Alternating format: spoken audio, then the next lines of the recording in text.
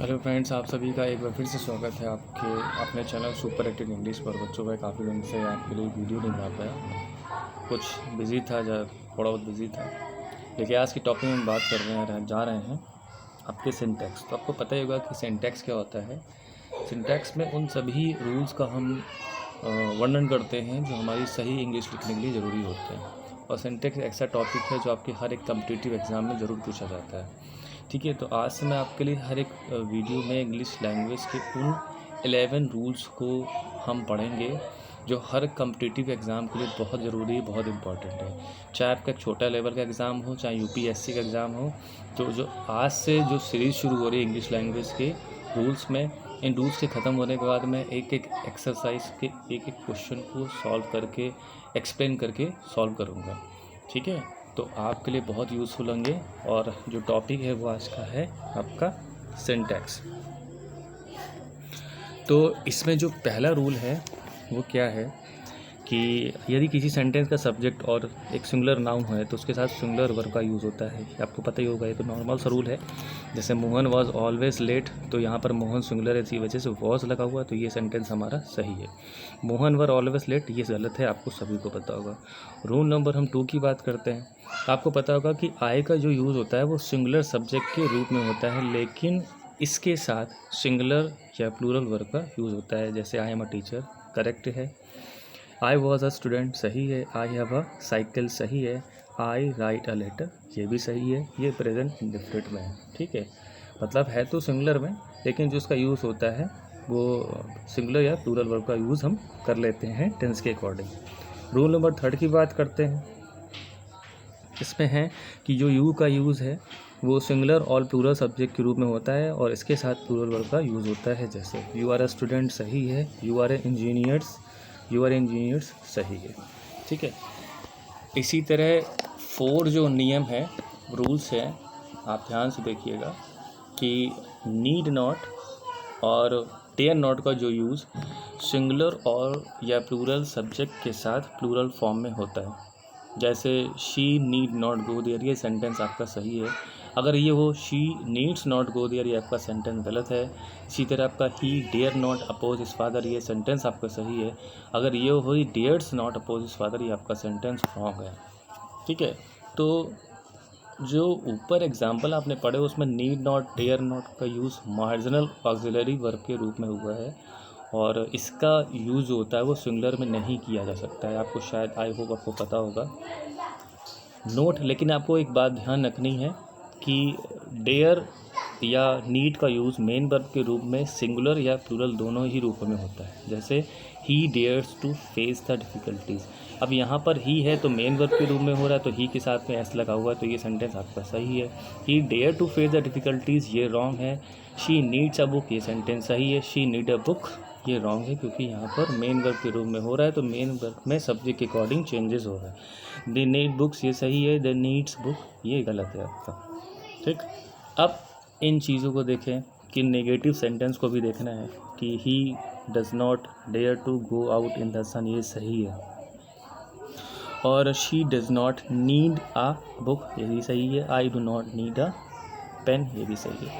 तो यहाँ पर जो आप एस-ए-वी या पी-ए-वी देख रहे हैं, तो एस-ए-वी का मतलब है सिंगुलर ऑक्सिलरी वर्ब है और जो पी-ए-वी है वो प्लूरल ऑक्सिलरी वर्ब। ठीक, इसी का जो सेकेंड पॉइंट है वो लिखा है डेयर नॉट और नीड नॉट के बाद इन्फिनेटिव टू का यूज़ नहीं होता है।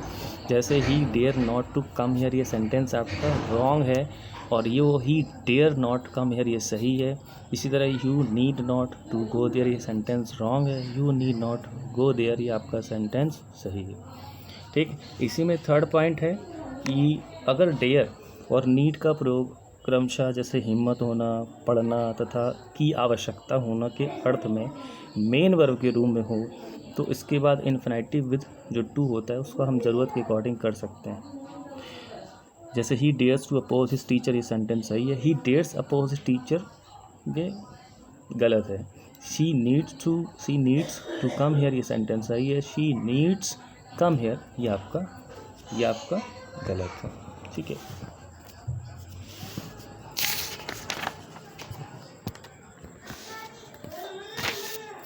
इसी के बाद जो इसका रूल नंबर 5 है वो हम पढ़ेंगे। रूल नंबर 5 में देखेंगे कि सपोजिशनल सेंटेंस, जैसे आपको पता होगा if, as, though, if only, suppose, I wish, we wish, he wishes, she wishes से स्टार्ट होते हैं। तो इसमें कोरी कल्पना या असंभव शर्त का बोध होता है। तो इन शब्दों के बाद किसी भी नंबर तथा पर्सन के सब्जेक्ट का प्रयोग क्यों ही ना हो, फिर भी प्लूरल वर्ब का प्रयोग होता है। मतलब इसमें ये बताने की कोशिश की गई है कि सब्जेक्ट आपका सेंटेंस का कुछ भी हो, ऐसी कंडीशन में हम केवल वर्ब का ही यूज़ करते हैं। एग्जाम्पल देखते हैं, जैसे I wish Manisha were my wife, कि मेरी इच्छा है कि मनीषा मेरी पत्नी हो। तो यहाँ पर मैं एक इच्छा कर रहा हूँ कि मनीषा मेरी पत्नी हो, लेकिन वो रियल नहीं है। अब सब्जेक्ट क्या मनीषा, तो यहाँ पर देखिए क्या लगा है, मतलब हर कंडीशन में वर्ब लगेगा।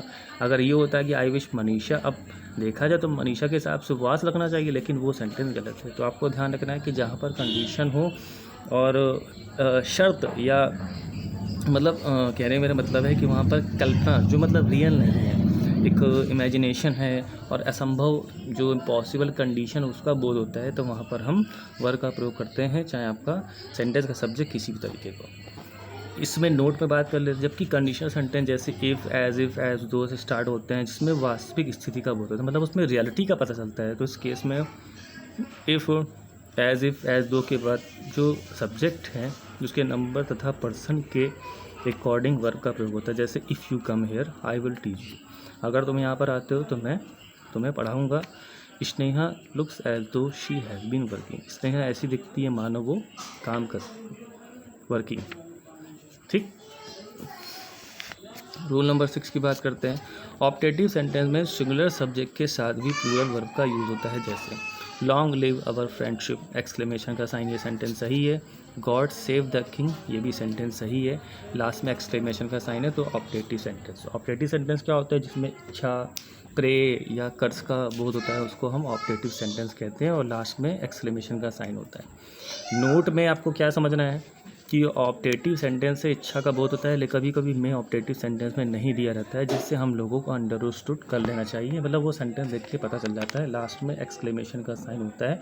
वैसे ग्रामर के अकॉर्डिंग में लगना चाहिए, लेकिन कभी कभी सेंटेंस में ऑप्टेटिव सेंटेंस में मे का यूज़ मतलब में नहीं लगा होता है, लेकिन एक्सक्लेमेशन साइन से हम समझ सकते हैं।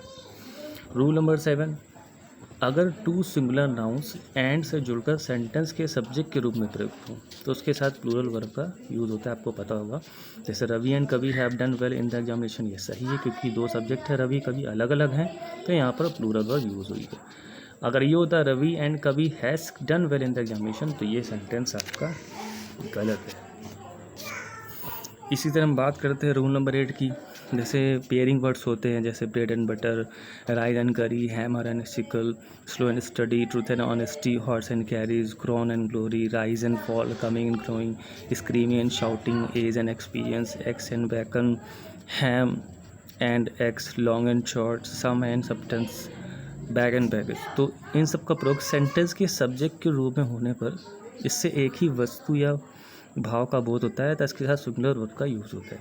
मतलब ये सब चीज़ें आपको देखने में डबल लग रही हैं, लेकिन एक ही है, मतलब इनका जो भाव है वो सिंगुलर का ही यूज़ होता है। तो सिंगुलर का ही लगता है, जैसे bread and butter is my favourite breakfast, सही है, लेकिन अगर ये होता है bread and butter are my favourite breakfast, तो ये गलत है। इसी तरह rice and curry is popular dish, ये सही है। आप rice and curry are a popular dish, तो ये रॉन्ग है। अब नोट में आपको समझना है कि ये दो सिंगुलर अनकाउंटेबल नाउन्स एंड से जुड़कर सेंटेंस के सब्जेक्ट के रूप में प्रयोग हो और इससे क्लास का बोध हो, तो इसके साथ प्लूरल वर्ब का यूज़ होता है। जैसे time and tide wait for no man, ये सेंटेंस सही है। Time and time waits for no man, ये सेंटेंस गलत है। Fire and water do not agree, ये सेंटेंस सही है। Fire and water does not agree, ये सेंटेंस गलत है। Gold and silver are precious metal, ये सही है। Gold and silver is a precious metals, ये गलत है। अब यहाँ पर आपको कुछ चीज़ें समझ में नहीं आ रही होगी, तो आप देख लो कि जो एग्जाम्पल 2 है प्लसलन के आधार पर गलत है, लेकिन जो ओल्ड इंग्लिश में इसे करेक्ट माना जाता है। हम रीडर्स को अंग्रेजी भाषा में टाइम एंड टाइड के साथ प्लूरल वर्ब का प्रयोग करना चाहिए, जो बेहतर है। जो पेयर वर्ड्स हैं उसमें पेयर वर्ड्स के रूप में प्रयुक्त होने वाले जैसे family, relation, expressing word and से जुड़कर सेंटेंस के सब्जेक्ट के रूप में प्रयुक्त हों, तथा इसके पहले पजेसिव एडजेक्टिव का प्रयोग हो तो उसे प्लूरल माना जाता है तथा इसके साथ प्लूरल वर्ब का प्रयोग होता है, जैसे my mother and father are proud of. ठीक है, ये सेंटेंस सही है। लेकिन अगर ये होता माई mother and father is proud of me, तो ये सेंटेंस गलत है आपका। तो जो ऊपर एग्जाम्पल उसमें 1 में जो प्रयोग माई मदर एंड फादर का मतलब माई मदर एंड माई फादर है, जो दो व्यक्तियों माता पिता को रिफ़र करता है, अर्थात प्लूरल वर्ब का प्रयोग ही मतलब सही है। ठीक। रूल नंबर 9, यदि दो सिंगुलर नाउन्स एंड से जुड़े हों तथा फर्स्ट सिंगुलर नाउन्स के पहले आर्टिकल्स या पजेसिव एडजेक्टिव जैसे माई, योर, आर, आप जानते होंगे पजेसिव जो एडजेक्टिव होते हैं, तो उनका यूज़ हो तो इससे सेम पर्सन अर्थात एक ही व्यक्ति का बोध होता है।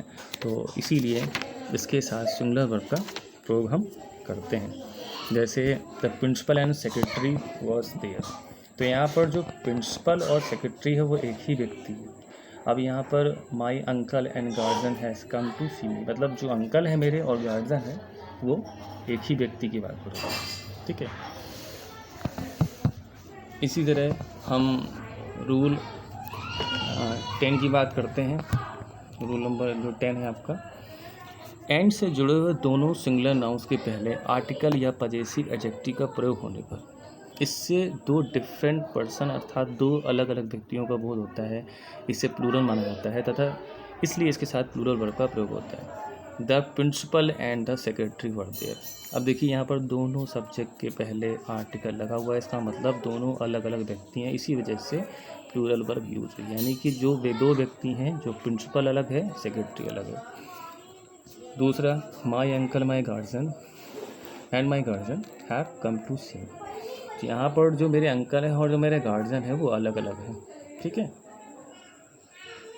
और आप समझ गए होंगे, a poet and a philosopher have come, तो यहाँ पर दो व्यक्ति हैं जिनमें कवि और दूसरा क्या है, फिलोसफर यानी कि दार्शनिक है। ठीक है। अब हम बात करते हैं रूल नंबर 11, यदि दो एडजेक्टिव्स एंड से जुड़कर किसी सिंगुलर कॉमन नाउन्स के पहले प्रयुक्त हो तथा इसके फर्स्ट एडजेक्टिव के पहले इंडिफरेंट आर्टिकल्स जैसे ए एन का प्रयोग हो तो इससे एक ही व्यक्ति वस्तु या भाव का बोध होता है, इसे सिंगुलर माना जाता है, अतः इसके साथ सिंगुलर वर्ब का प्रयोग होता है। जैसे the black and white cat was mewing, तो ये सेंटेंस सही है। यहाँ पर मतलब ये है कि एक ही बिल्ली है जो वाइट और ब्लैक दोनों है।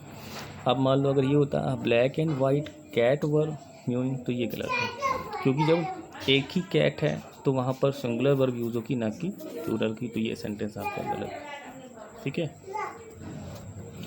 लेकिन आपको एक चीज़ पे ध्यान क्या रखनी है कि लेकिन दो एडजेक्टिव्स एंड से जोड़कर किसी सिंगुलर कॉमन नाउन्स के पहले प्रयुक्त हो तथा प्रत्येक एडजेक्टिव के पहले इंडिफरेंट आर्टिकल ए एन का प्रयोग हो तो इससे दो डिफरेंट पर्सन्स या थिंग मतलब दो अलग अलग व्यक्तियों या वस्तुओं को बोध होता है, इसे प्लूरल माना जाता है, अतः इसके साथ प्लूरल वर्ब का प्रयोग होता है। जैसे a black and a white cat verb में, मतलब यहाँ पर दो बिल्लियाँ हैं, जो एक ब्लैक है एक वाइट है, वो मूविंग कर रही हैं।